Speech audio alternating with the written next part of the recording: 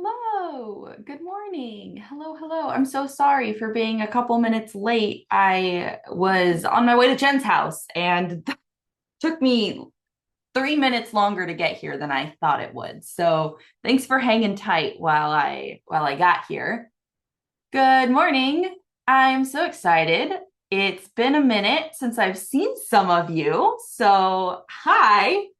Thank you, Joe. Hello. So trying to change my name. There we go. Yes. It's true. I'm here. I'm back. I realized I did breakthrough mentorship last week and I was like, oh, I didn't do hot seat. So I'm like, oh, I wonder who I get to see this week. So I'm so excited to be here. All right. So who wants to get coached? You can go type things into the chat or you can raise your hand. Either way, I will still listen. I will hear everybody out if you want to get coached. And we'll go from there. Yes, Kathleen, it's all changed. For the good, for the better, for good.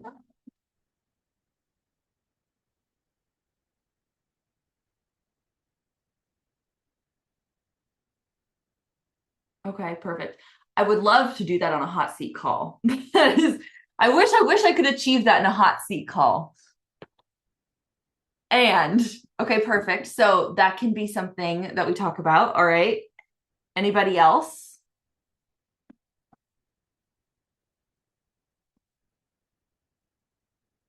Anyone else want to get coached today on anything? Or are we talking to Kathleen? I don't have anything to write there.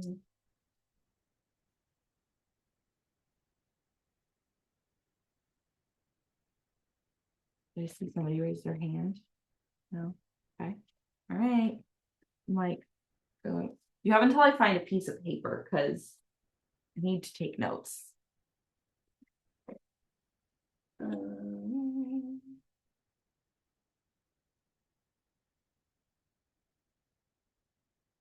All right, Kathleen. Oh, fair enough. Fair enough, Jane. Pen. All right. All right, Kathleen, it's you and me, girl. Well, and everybody else on the line. And you know what I mean. All right. So, what would be the most important thing for us to talk about today? I don't want to feel like I have to earn love. I just want to feel like I'm entitled to love. Anybody, I don't, by having this thing of feeling like I need to earn love, it makes me susceptible to people who want to play the game of you're not good enough. You have to try hard. Impress me. I'm tired of playing that game. Mm-hmm.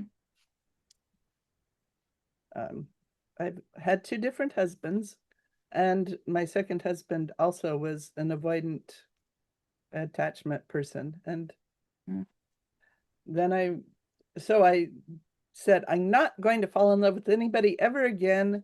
And I succeeded in doing that for like 25 years. And then I fell in love with somebody that was avoidant attached again. So I just don't want to do, clearly just saying I don't want to fall in love again isn't going to work. So I just want to be healthy instead of unhealthy. Mm-hmm.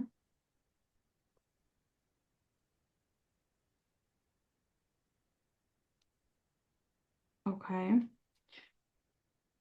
So what would you like to have at the end of the session today? I confidence is the only thing I can think of saying, just knowing that if somebody says, I'm not interested in you, I can just say, okay, see ya. Instead of feeling like, oh my God, my whole life has come to an end and I'm a terrible person and he's a terrible person and nothing's ever going to be right. You know, all that breakup nonsense that you go through. Mhm. I just, I don't want to, I want to process it so I don't have to keep processing it. I don't want to feel like puppy dog eyes when he walks in the room. I just want him to just be like any other person that walks in the room, and I can say hi and let him walk by and just ignore him for the rest of the day without feeling horrible. Okay. Have a What's your magic wand.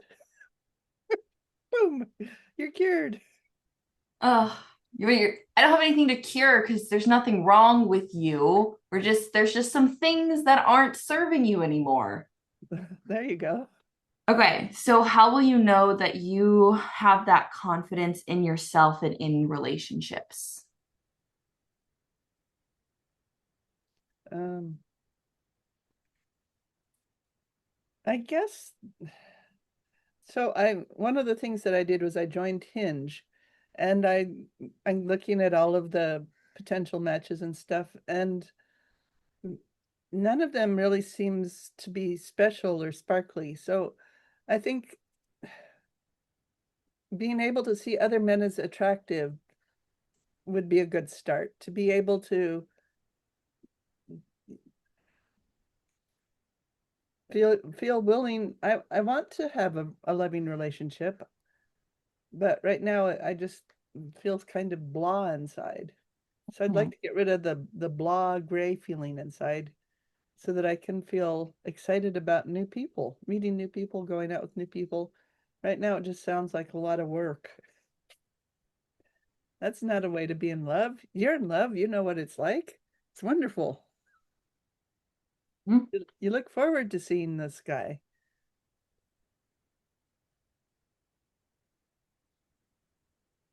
All right. So what is your definition of love? Uh,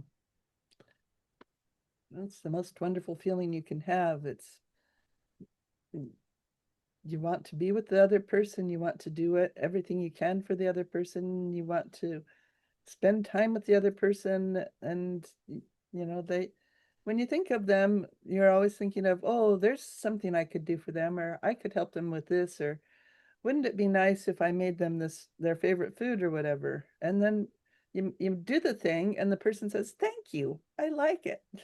I appreciate it. I don't say, it's a little underdone, isn't it? It's reciprocal. You Mhm. you you make an effort and the other person appreciates the effort.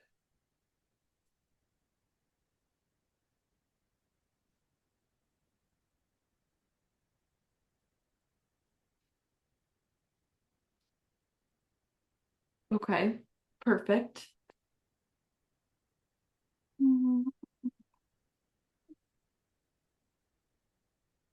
So, based in this definition, what do you feel like you have to earn?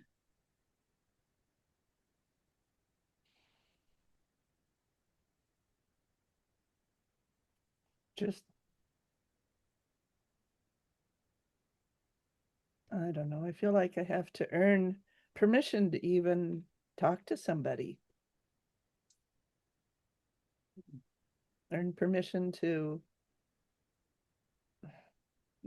be special. Right now, I feel like I have to be the ordinary spear carrier in the background of the play of life.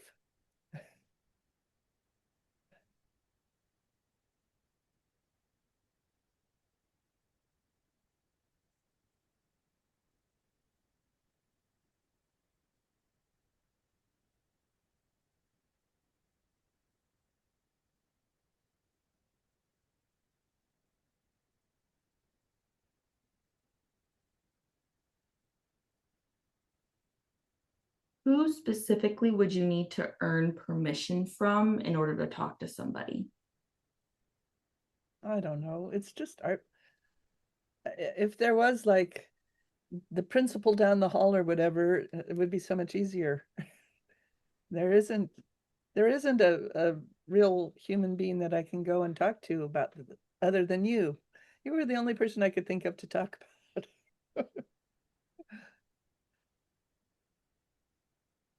You could just say, Kathleen, you have my permission. Go talk to men. They'll love you. Okay, Kathleen, you have my permission. Go talk to men. Did that solve your problem? I don't think so. Oh, well, you didn't add that they'll love you part. Okay. You Kathleen, got you have my permission to go talk to men. Love you. they will love you. You you've They got will love you. Of course that's they it. will. Yeah, that's it. You've got to have that magical power now. Okay, well, I'm all set. Well, I'd like to deal with the problem that is you feel like a background character in your life. Yeah, That's a problem. What do you take it to mean about yourself that you're this background character in your life? that I can't have what I want. I just have to help other people get what they want.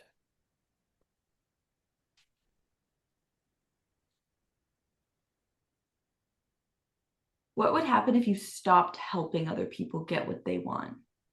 Mm. I'd be totally isolated.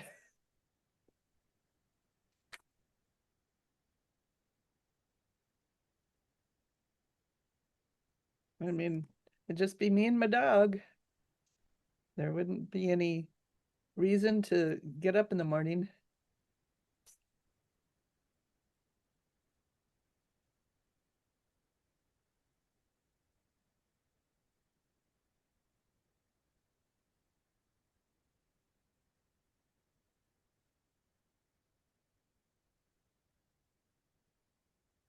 What makes you excited?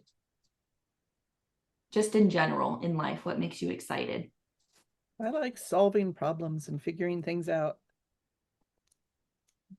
As a technical writer, I would love it when I got a new piece of software and I could go through it and find all of the little details and write them down and make it find the shortest way to do all the tasks, and that was fun for me. Okay. I love problem solving.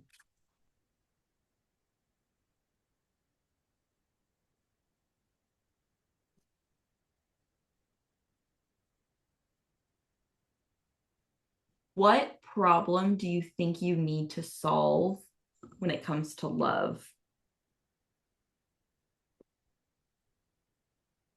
I don't know what I don't know how to be attractive. I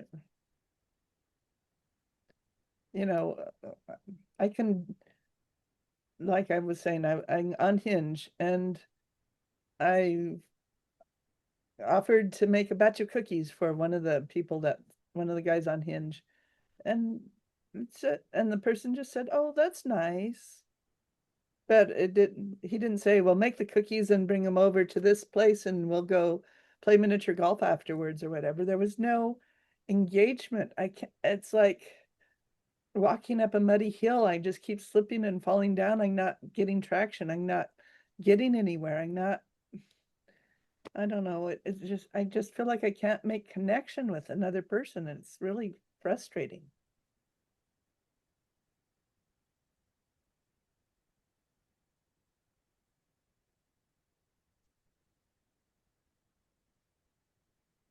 So what do you take it to mean about yourself that that's the issue that you keep running into? I just feel like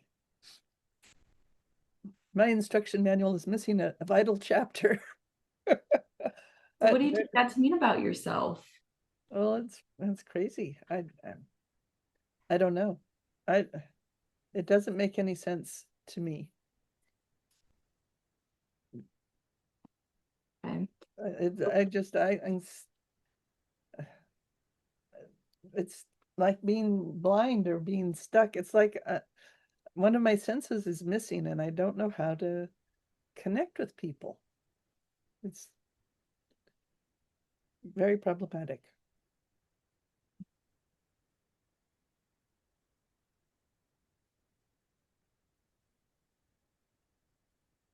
What kinds of people are blind, stuck, missing missing steps, missing chapters, missing like not being able to make sense of anything that's happening when it comes to relationships? Kind of people. Stupid people. People that just are broken people, stupid people. And I feel broken. Do you feel broken all of the time or some of the time? Um, Broken when I'm trying to connect with other people. So is that all of the time or some of the time? Okay, so if they're strangers, I have a Mhm. hard time. If it's somebody I know, I'm I'm fine. I can connect with people I know. But people I don't know, I'm not making traction. I'm not attracting clients. I'm not attracting love affairs. I'm not attracting anything. I don't know what's wrong. So some of the time. Right. Some of the time. Okay, I had a sneaking suspicion that this was around a part from the beginning because you start off, you're like, I never want to love again. And then you're like, I really want a loving relationship, like two sentences later. So I'm Right. like, oh, okay. There seems to be a little misalignment happening. So, what are the qualities and characteristics of somebody who's broken? They're not able to do what they want to do. They need help. They they're frustrated and incomplete.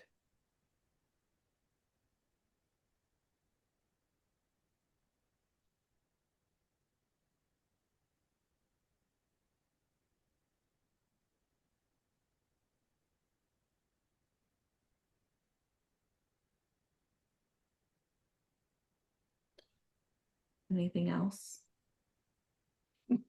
I just feel, it's sort of like if you go into a room and you flip the switch and the light doesn't come on, then you go, oh, the light bulb is broken. You need to replace it. It's not that there's no electricity in the walls, it's that the light bulb's broken. It's like I've got everything I need until I get to the light bulb part, and then the light bulb is broken. Mhm. It's So, just what does that represent to you?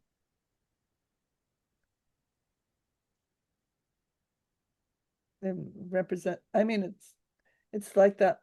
I've done all the work, all the preparation, all the learning, and now I get to the last crucial step in the process, and it flops. It's just that stupid story about, oh, they were 3 feet from gold. All they had to do was just keep going. Well, I'd love to keep going. I'd love to replace the light bulb. I'd love to fix it. But what? What am I missing? I feel like I'm missing something that everybody else knows. It's so frustrating.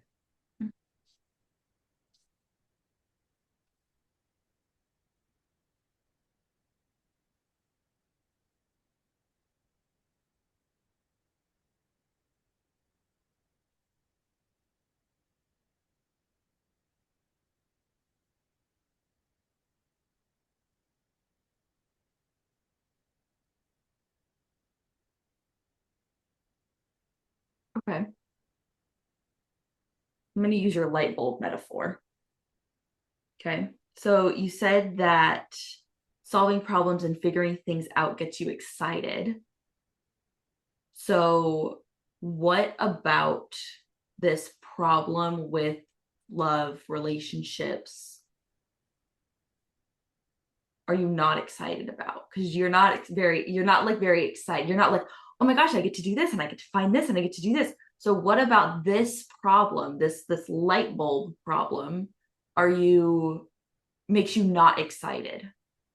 I just don't know what to do next. I've tried everything I can think of, and I just feel stymied. I feel like I've tried everything that's logical, and I don't know what else to do.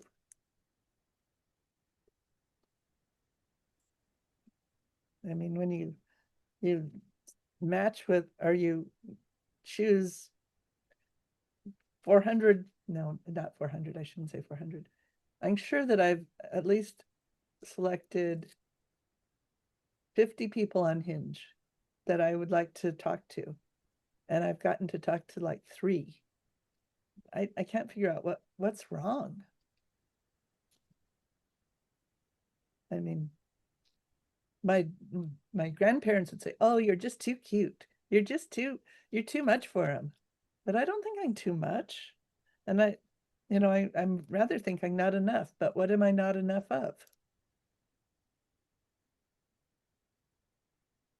I just there's some ingredient missing, or maybe there's too much pepper in the soup. I don't know.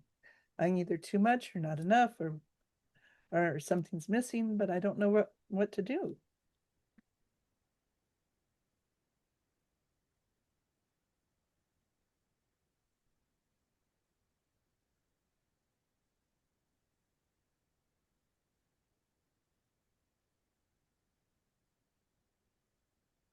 What's your definition of safety? Um, Not doing anything risky, not doing anything that might cause you harm.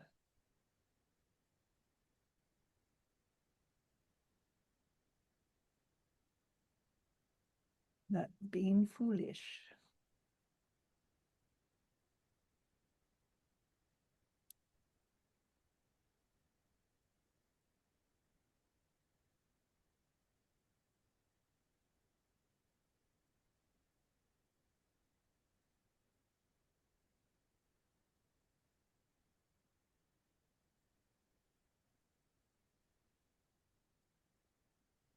Do you feel like it's not safe to love somebody?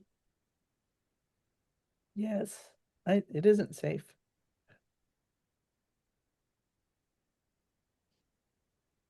because it just brings rejection.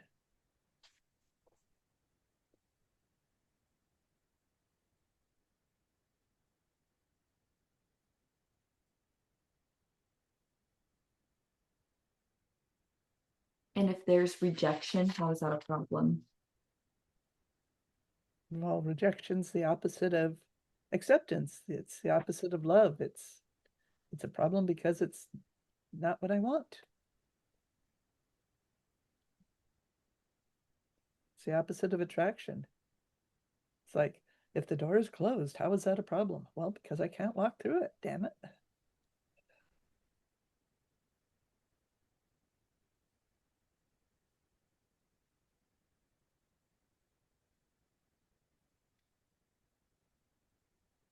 So that's why this part was created.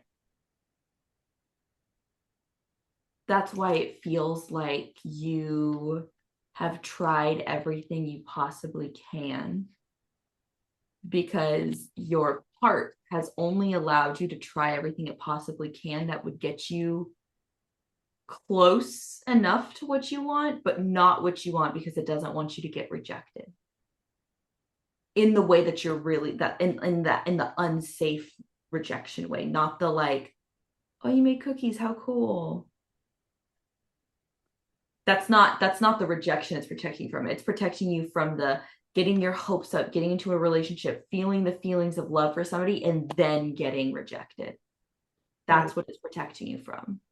So of course it feels like you've tried, and you said you're like, I feel like I've tried everything logical. Love is not logical. But you know what is logical? Safety. Safety is very logical because you know if you do this and you have this and you feel this and this is in place, then you can have this result. So that's this part is making itself known at this moment in time. Well, I'd like to get rid of it I would love for you to get rid of it. because it's like it's keeping me from having a love affair. It's keeping me from having a business. It's just keeping me small and stuck and invisible. It's horrible. Don't go outside because if you go outside, someone might see you. And if someone sees you, they might like you. So don't go outside. I mean, it's like that. It's yuck.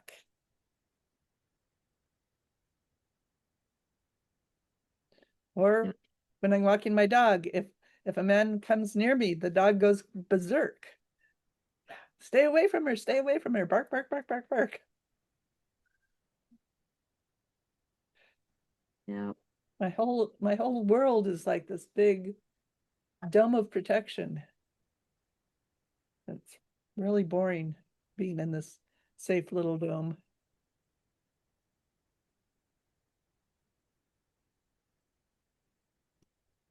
So what would happen if you were rejected or hurt?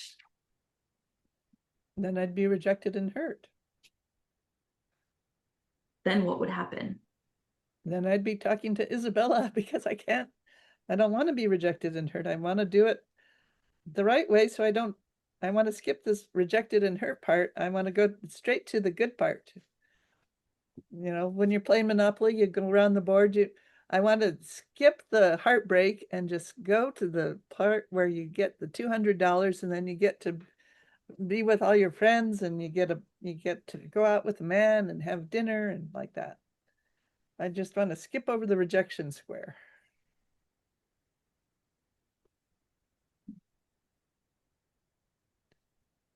Ellen's smiling at me. She knows what I mean.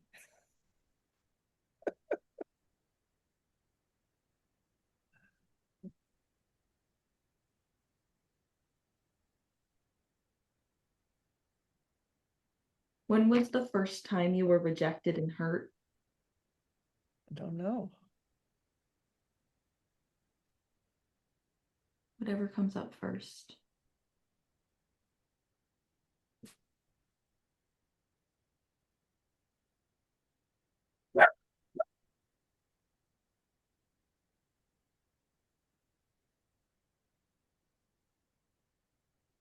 Well, I have a wonderful talent for falling in love with gay men. So I was actually in high school, and I don't think that he knew that he was gay. And I didn't know he was gay, but I think that was the problem. So that's the first thing that pops into my mind. And actually, I met him when I met Bob when I was in sixth grade. So we could go all the way back to sixth grade. How's that? What I was about a little 12. bit further back? I don't, Any other time you felt rejected and hurt before sixth grade? well, I know this is going to completely shock you, but I'm a girl. And my grandparents wanted a boy child when I was born. They wanted a boy to carry on the family name, and I wasn't a boy. That was the first time I was rejected. How about that? Yes, thank you very much.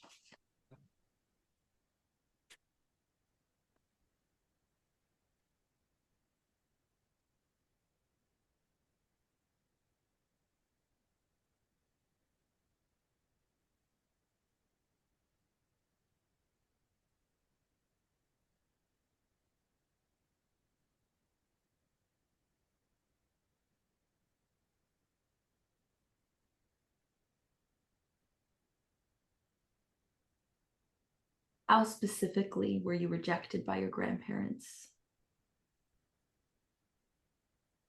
It was just,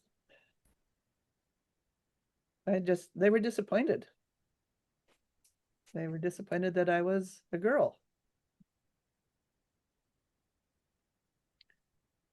Well, it's wonderful that she's a piano prodigy, but she's not a boy.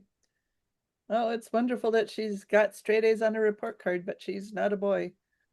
Oh, well, she does look very pretty in that little dress, but she'll never be able to carry on the family name. It's a shame.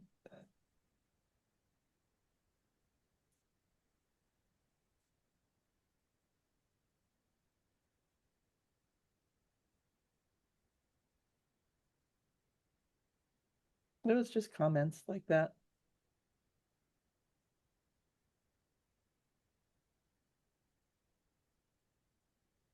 Can I state an observation? Sure.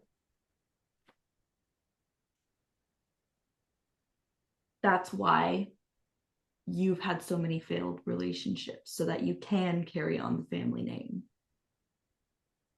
Really.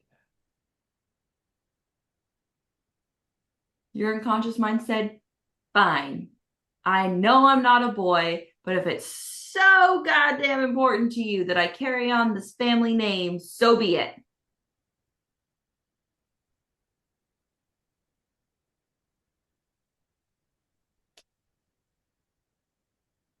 Could be.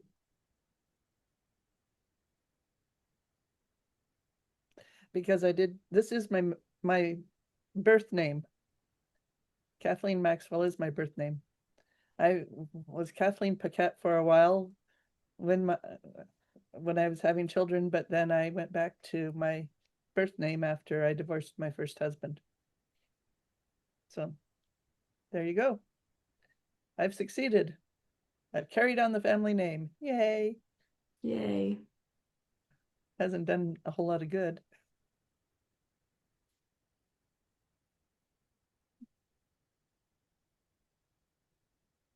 It did to your unconscious mind, because that's how you would have gotten acceptance.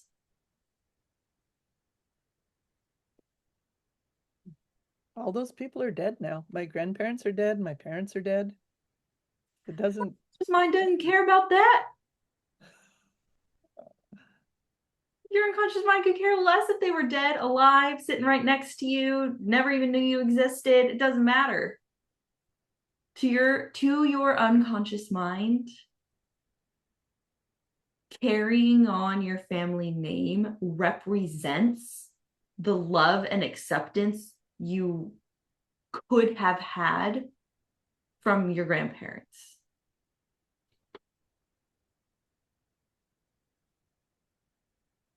So Not, it doesn't matter if they're here or not.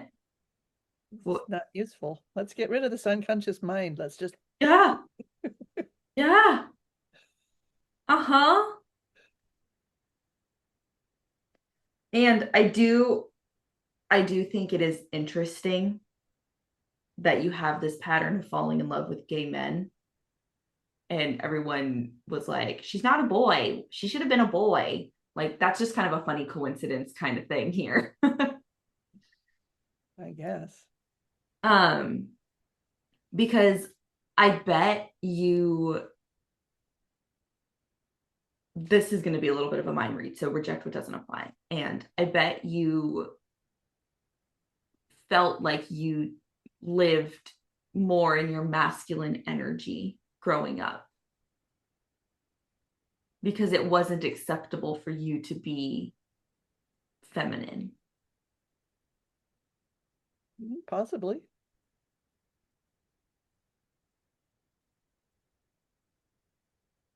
That unconscious mind has been very busy.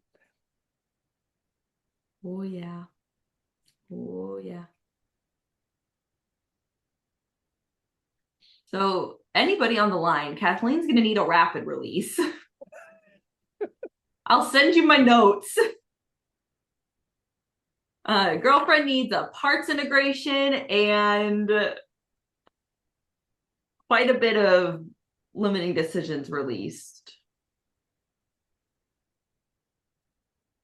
So, whoever can connect with her Yeah, as soon as possible, too, because I you don't see want you them to all have. jumping up and down, waving their hands. Oh yeah, I want to do that. Yes, yes. Because the sooner this can be gone, the better.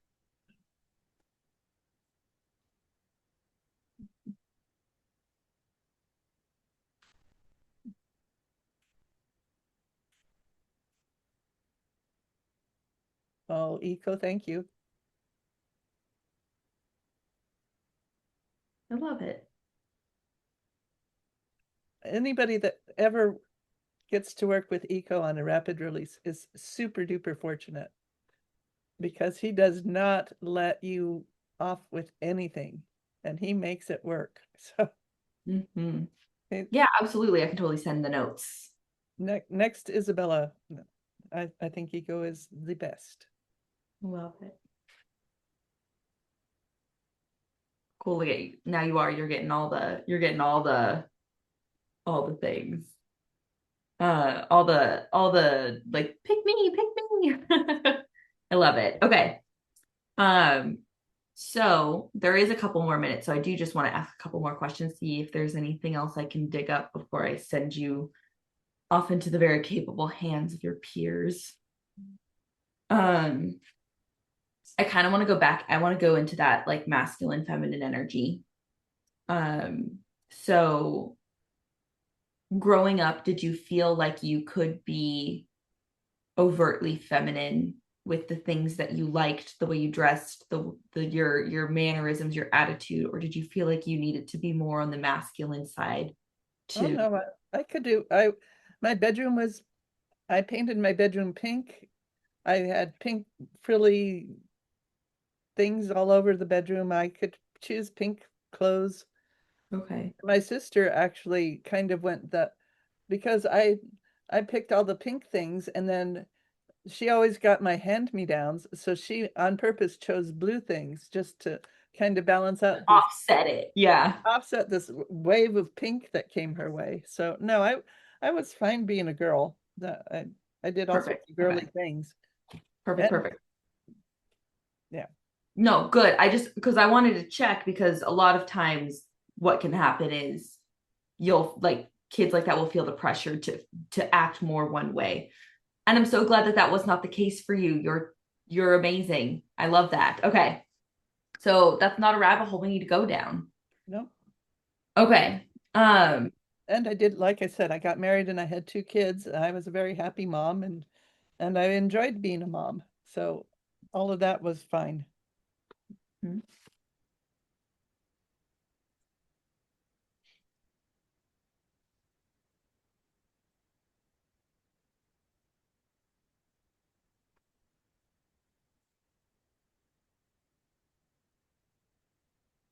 And I like to bake. Not a great cook, but I'm good at cookies. If anybody comes to California, I'll make you some cookies. Wow. I do love me some cookies. Well, we can hook you up. Okay. How would you describe your relationship with your kids now, like present day? I am super fortunate. My son comes and sees me every Sunday. He says every Sunday's Mother's Day. And Oh, we hang out and we go to movies and we do stuff and we go shopping together and stuff. He carries my groceries in for me. My daughter lives in Colorado now and she's the one with the two kids.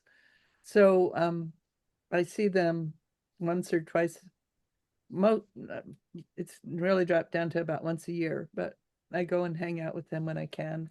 They just were out here uh, in June and we went to play mini golf and to the Children's Discovery Museum and did all that sort of stuff. But yeah. I I don't see them as much as I'd like to, but I feel like I'm on good terms with both kids. Beautiful. I love that. And I don't actually think I've ever heard you talk about them before. So I love that you have such an amazing relationship with both of them. Do you feel, and this is again, like I'm kind of just like wanting to check off different rabbit holes to see where there's issues, where there's not issues. Do you feel like it would be an issue if you were to be with somebody else, like with how close of a relationship you have with your kids? Do you think maybe you think it would make them uncomfortable, or maybe they wouldn't accept it or be okay with it? Or is there any issues around that? No, I think my son would be relieved have some Fair more enough. time because if anything, if I need a jar to be opened or I need something heavy moved or whatever, he has to do all that stuff and Right. I save it up. So he'd be happy to let somebody else open jars and Okay. carry boxes for me. Perfect.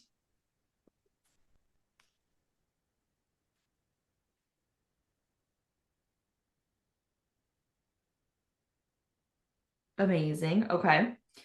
Let's see. What other I'm trying to pick all these different rabbit holes that I want to see like where there's issues, where there's not issues.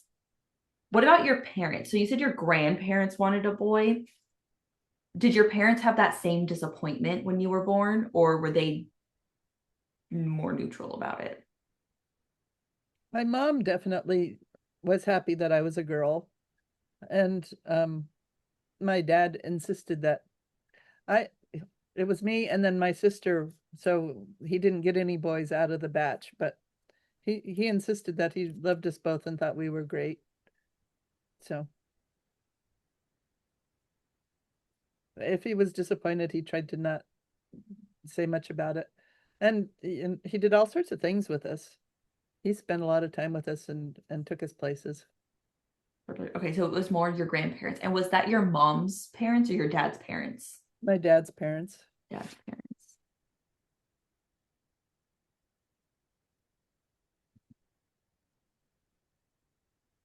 Okay. What about your mom's parents? Was there any disappointment with them? I didn't really know my mom's parents. My mom's mother died when she was 13, and my grandfather on that side, um, short story, it was during the Depression. He had six children, and he married a woman who had three children, and she said there's too many kids in the house, and so he gave his children away to other people. So I Mm. didn't really ever know him. So it's weird. Well, that is some generational trauma I'm real excited to dig into and amplify. Yeah. Cool. Okay. I'm like gonna put a pin in that one. Oh, okay, cool. Okay. I'm not gonna go down that rabbit hole right now. Not super, I mean, probably a little connected to this, but that's a different can of worms. Yeah, I don't think that has a lot to do with my success, but maybe. Essentially.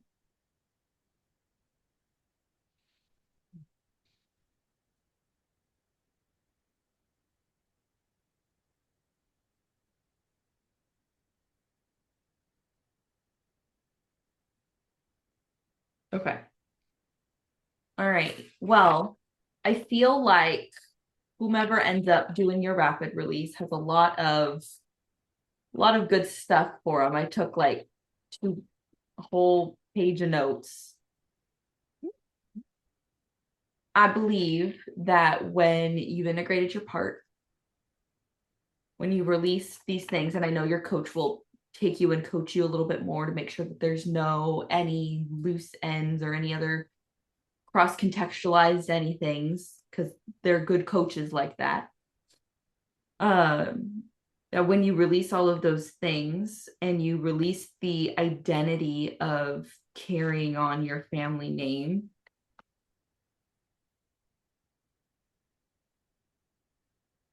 that you will be able to not only have the confidence in yourself and in relationships, and I feel like it will bring back the excitement of that love, that wanting to be with somebody, the passion, the excited around like solving the problems and figuring things out and finding somebody who complements that. Like it won't be this like, oh my gosh, am I gonna get rejected? Am I gonna get rejected? Am I gonna get rejected? It's not safe out here. And it'll turn into if somebody says no, they say no. That means they're not for me. And you have confidence in yourself and the fact that that person wasn't meant for you and has nothing to do with who you are as a person.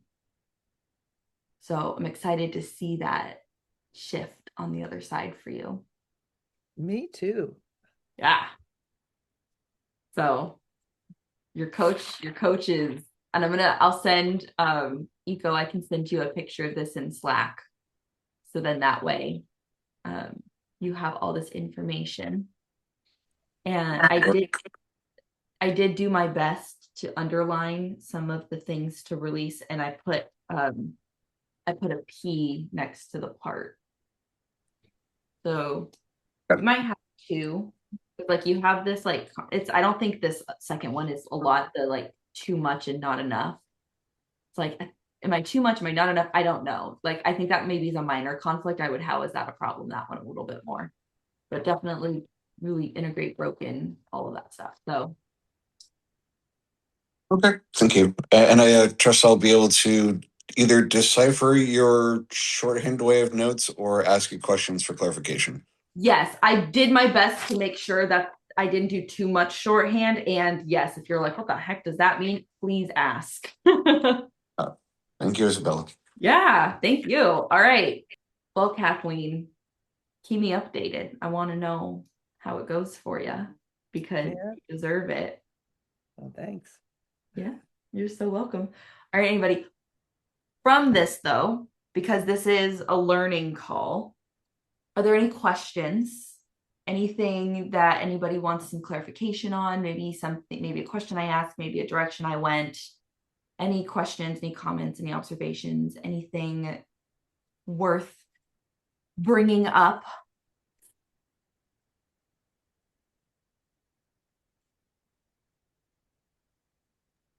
I I had can, more.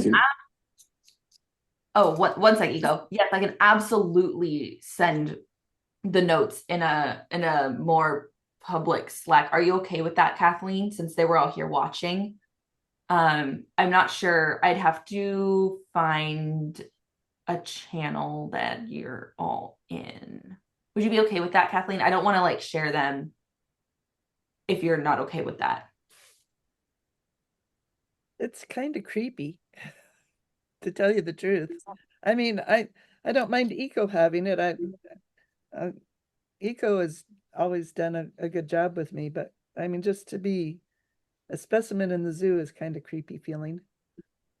Understandable. And how, okay, so how will, if at all, would it be different than them being here watching you get coached versus looking at the notes? Because they're more looking at it for just like my method of note taking because they watched the coaching sessions. Now they can look at the notes.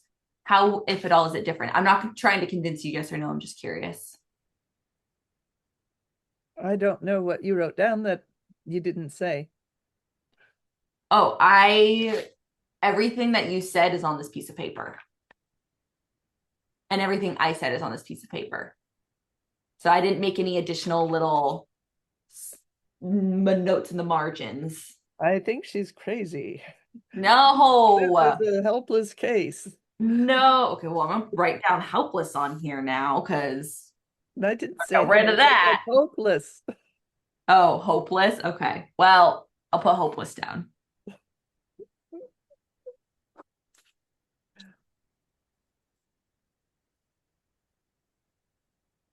Only if you're okay with it will I send it to anybody other than Eco. I won't, and I don't want to put pressure on you to do so. You, is there a way to just send it to the people that are on the call? Yeah, I can. I can do like a small. Hold on, let me take a picture. There we go. Now, yes. Perfect. Okay. Sounds good. And then Joe wrote, how do you feel it relates to attachment style and what additional work you do on this, please? Yes, Eco had a question first, though. Just more of a comment and observation that when I think it was around asking for the definition of love, it was somewhere around there. I thought I heard a lot of away from motivations. Like, it's not this, it's not that. It's not experiencing this. So I'm imagining as part of this rapid release work of being able to uh, are those like some complex equivalents that all want to break as part of that relief, or in the redefining of what love is to make it more of a toward motivation?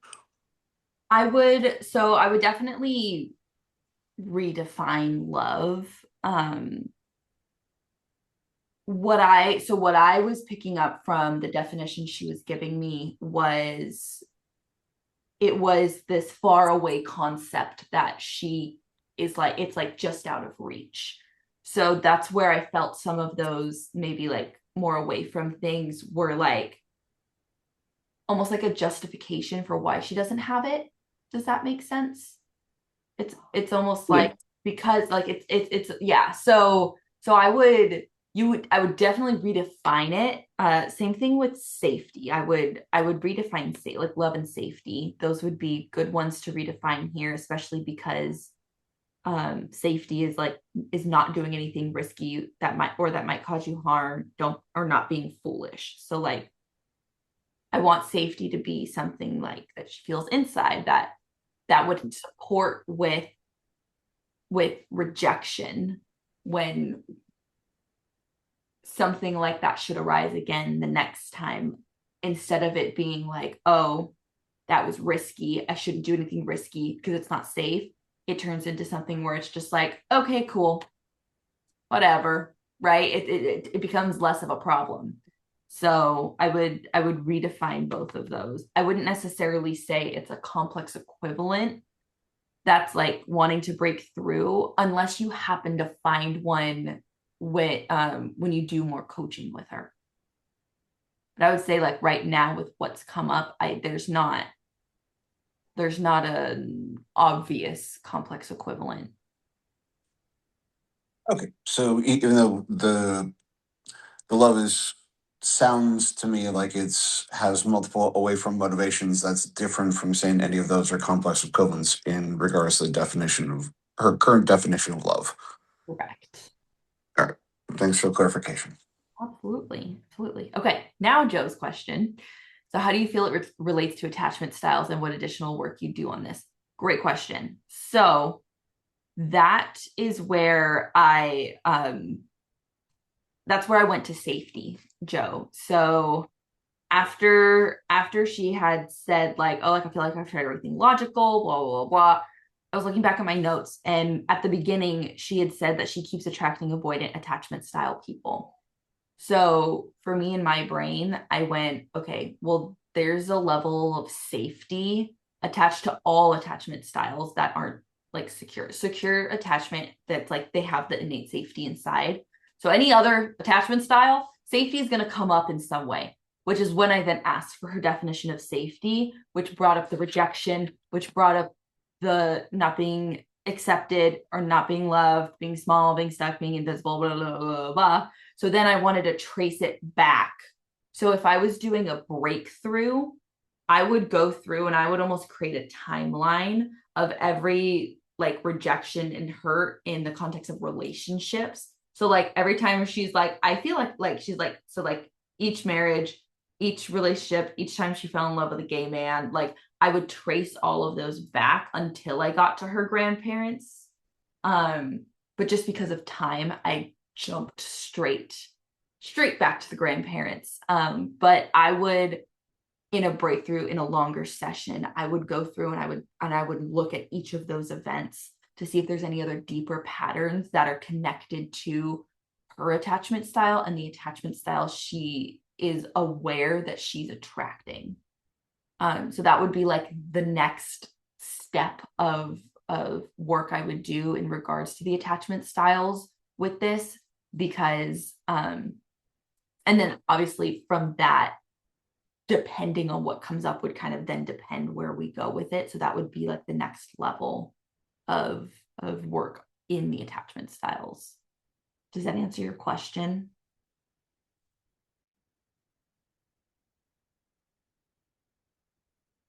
It's okay if you're typing. I'll wait.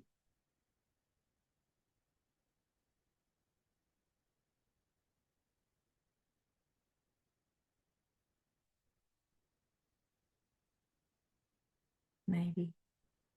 Maybe she's not there and she didn't hear my answer.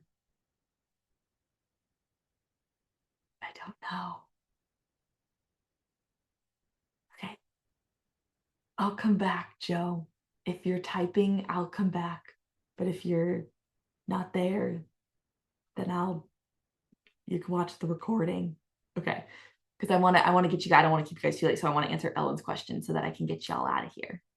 Okay. So Ellen, how did you get to that insight about keeping her last name if it was so damned important to her grandparents? So